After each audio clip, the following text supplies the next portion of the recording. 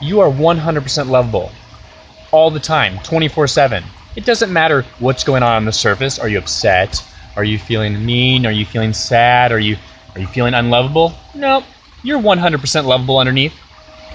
The issue is that it's gone invisible. Let's go. Master Shortcut. Wah! That's me. The mind can only perceive that which changes. Anything constant goes invisible to the mind.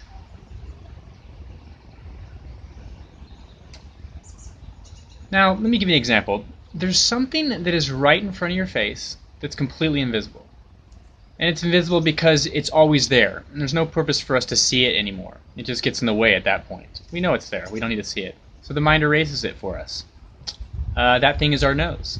Our nose is actually in our line of sight. Now, if you get a pimple on your nose, you'll see a floating pimple in midair. And that's because the nose has been erased, but the pimple's new. Because the mind can only perceive that which changes. More examples.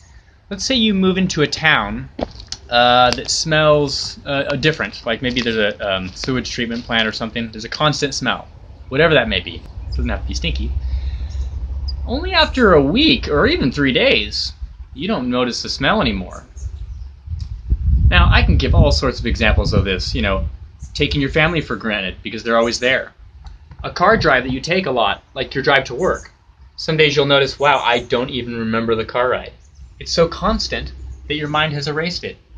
What has been with you your entire life, whatever's the most constant in your life, is actually the most invisible.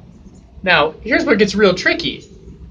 That which is most you is the thing that doesn't change. You can't say you're a baby. You've changed from that. We go through all sorts of changes. The thing that's really the most us is the thing that stays the same. And because of this phenomenon, that thing is also the most invisible thing in your life. You, the true you, seems to be invisible. But only to the mind.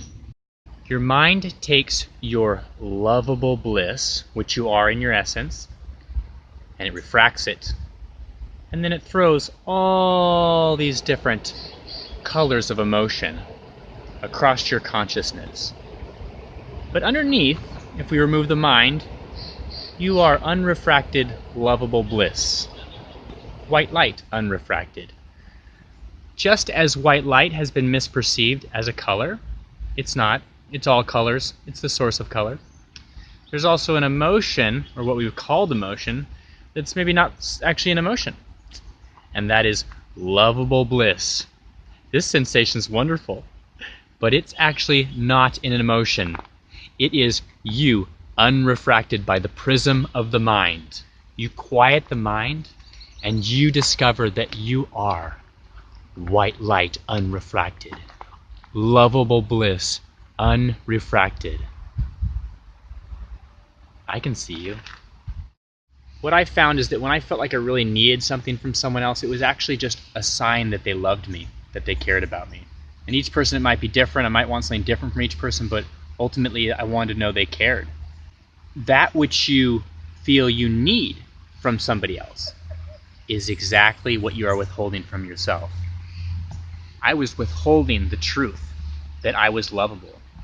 I am constantly lovable. This has gone invisible to my mind because I've taken it for granted.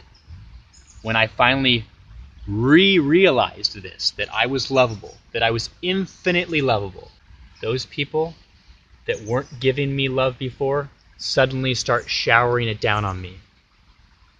And the crazy thing is, I didn't need it. It doesn't seem fair that the one who needs love, the one who begs for love, will have the sensation of more taken from him. And the one who is full of love, who knows that they are 100% lovable, will have love showered down on top of them. It doesn't seem fair from the realm of mind, but it does in the big picture, and that's that you can be whatever you want. But your best option, I think, is the truth, and that is that you are 100% lovable. I love you.